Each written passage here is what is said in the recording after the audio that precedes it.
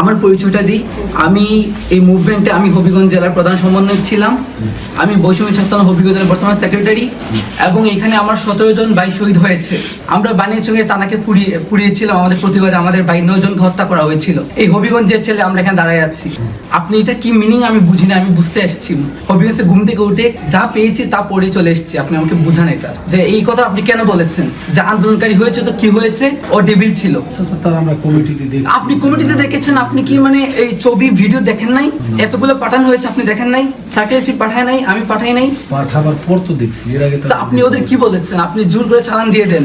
আমরা জুলাই অভ্যুত্থানের গভর্নমেন্ট এখানে ফর্ম করছে, আমরাই গভর্নমেন্টকে ফর্ম করেছি। ওই জায়গা থেকে আপনারা আমাদের প্রশাসনের লোক, আপনারা আমাদের ছেলেদেরকে গ্রেফতার করে নিয়ে এসেছেন, আবার আপনারা আমাদের সাথে বার্গেনিং করতেছেন এবং বলতেছেন যে আন্দোলনকারী হয়েছে তো কি হয়েছে? আপনাদের ছেলেদের কথাটা ভাই আমরা এটা এখানে 17 জন ভাই, আমি জানি না কাদের কি পরিচয়, আমাদের এখানে 17 জন শহীদ হয়েছে এবং হবিগঞ্জে মোস্ট যেখানে সবচেয়ে ক্রুশাল ইম্পর্টেন্ট আন্দোলন হয়েছে এটা হবিগঞ্জ, এদের মাঝে একটা।